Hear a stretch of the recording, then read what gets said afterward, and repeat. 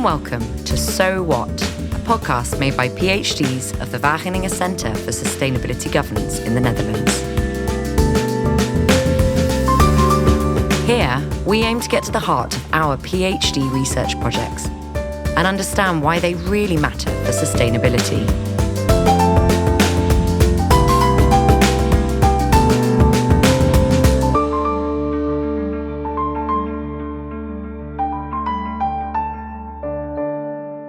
So, let's dive in with today's host. Hello listeners, my name is Yannick Buitenhuis and I will be your host today. Our guest on this show is PhD Sayel Cortes from the EMP Chair Group. So welcome to the show, Sayel. So the first question, well, we have met before, of course, but for our audience, can you tell a bit more about yourself, like a small introduction? Who are you, where you're from?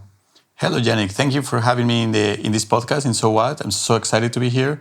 And yes, I'm Sayel Cortes. I'm from Mexico. I will finish my PhD in November, so soon. Getting rushed at the end of the PhD. And how does that feel? Excitement and nervous, but mostly stress. No, it's really exciting moment because at the end is where you really see all the research that you did and you put it all together. So it's a really exciting moment. So, Sayel, now that people know where you're from and when you will finish your PhD, can you tell maybe a small interesting fact about yourself so that the audience get to know you a bit better? Yes. So as I told you, I'm from Mexico, but one thing that I think is interesting about my background is that I used to live in South Korea and now in the Netherlands, of course, for my PhD. So I like to have this global perspective about things. And even though that's something personal that I like to for my life, I think it has some influence in my research as well. Mm-hmm. Oh, nice. So very international. Indeed, quite indeed.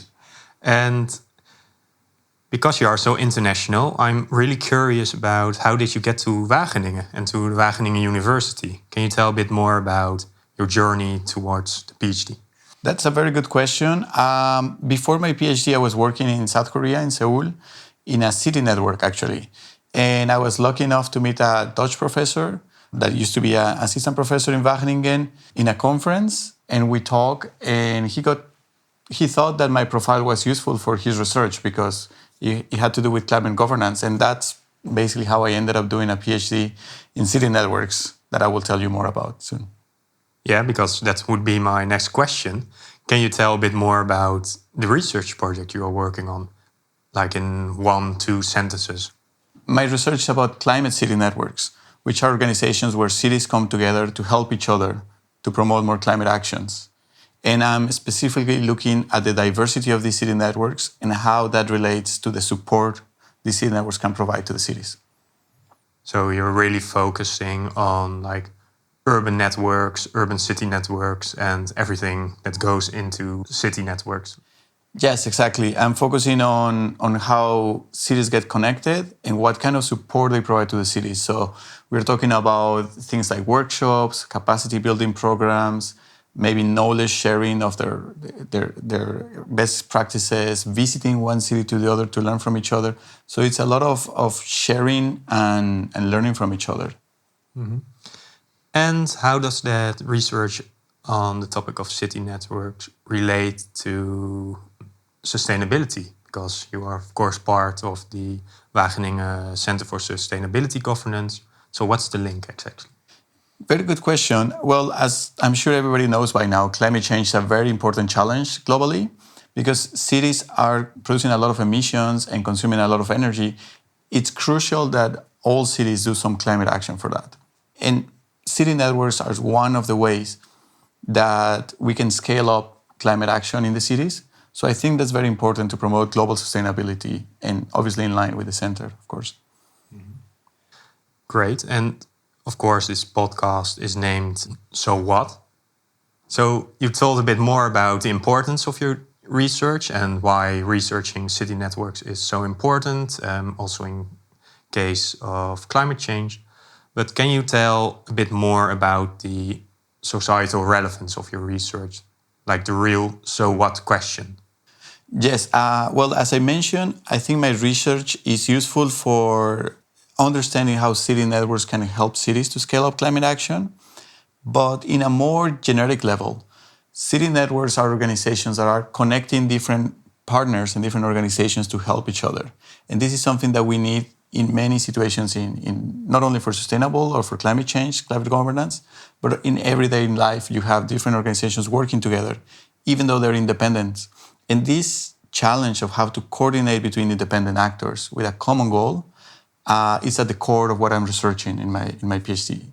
So in a way, city networks is an example of this bigger issue that applies in many different areas. Very interesting.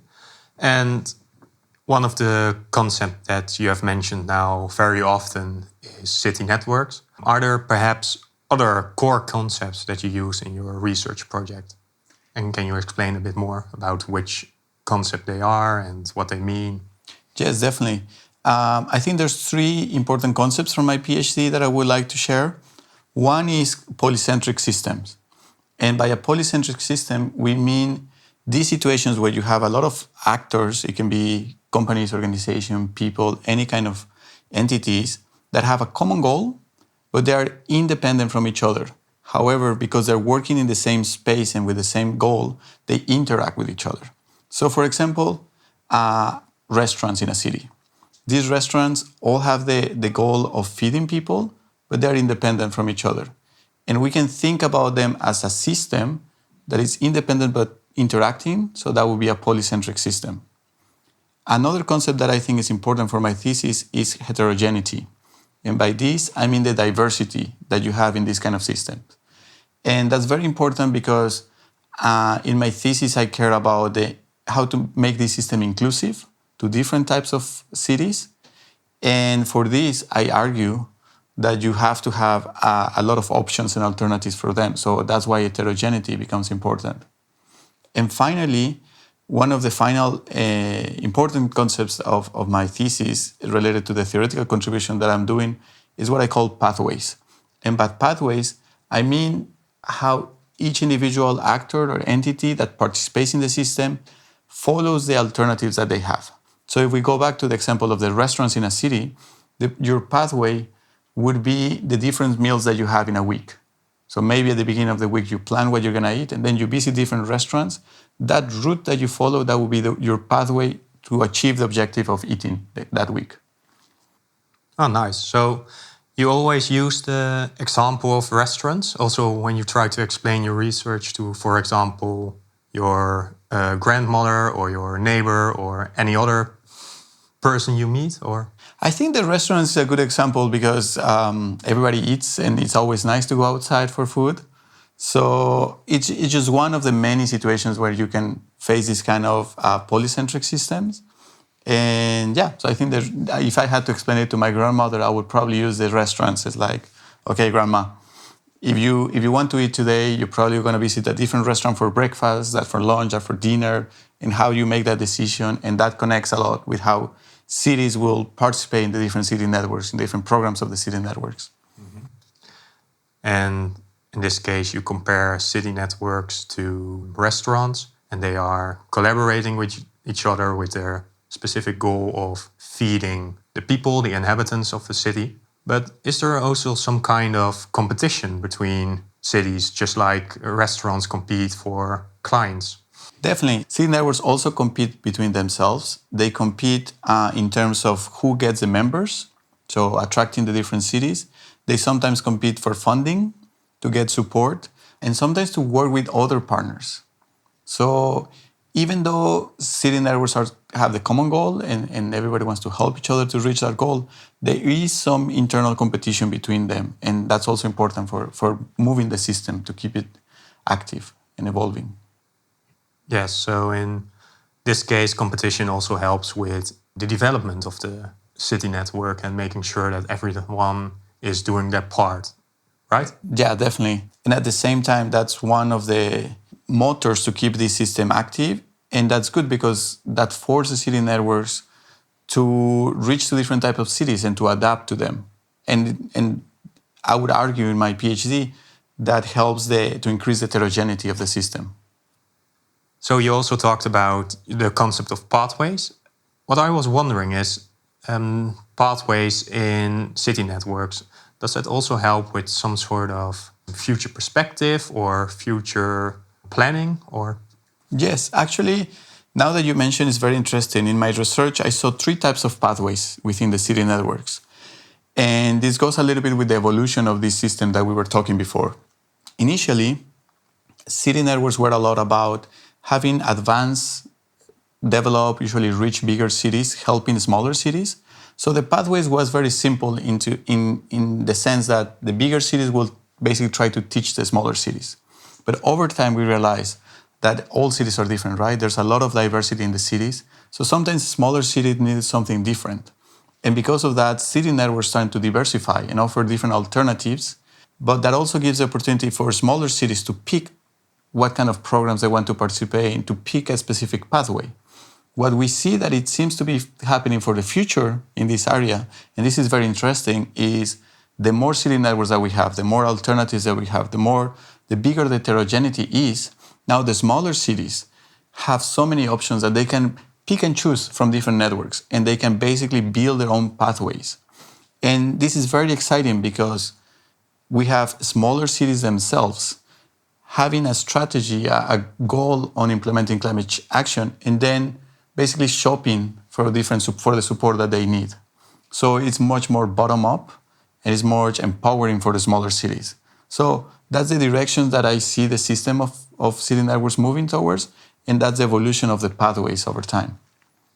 Great. I think you gave quite a good explanation of the concept that you use and quite a theory that goes into your research. And you already mentioned that you are, reaching the end of your PhD research. So can you maybe tell the audience a bit more about the conclusion that followed from 4 years of research? So what is the key message that you can tell about? Yes, definitely. Well, there's a lot of small messages, but one of the key ones that I think is very important is to talk about inclusivity.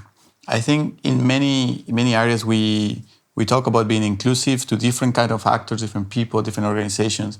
And in city networks, what I found is that when you have a diversity of cities to participate in the system, it's more useful for them to give a diversity of alternatives to include them rather than a common ground.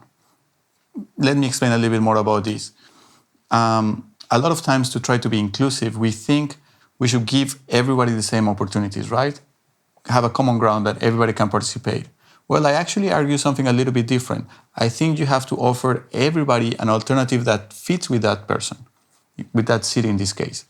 So just giving a common platform will be beneficial for some more than for others. But in difference in this city network system, what we see is that every city network is adapting and targeting to different types of cities. So it becomes more inclusive by offering something very specific that the city needs. So I think that's an interesting idea and insight from this research that can probably be applied in other areas as well. So would you say that, for example, previous research not really looked into inclusivity and the whole concept of giving a shared platform, or? Actually, in previous research on climate on city networks, there was a debate about it because city networks were basically created to help cities. But what previous researchers have seen is that there's a lot of inequalities. Bigger cities have more power within the network, so they can take advantage of that to benefit themselves. And the smaller cities, they're supposed to be helped, but in reality, it's not clear that they were getting what they wanted. So there was a lot of discussion whether city networks were actually effective or unequal, if there was power balance.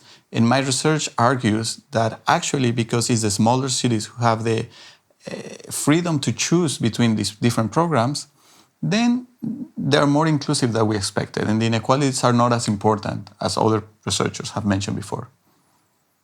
So that's quite a new finding then that you have researched. I hope it's a significant contribution to the debate. We'll see in the future if they take it. Great.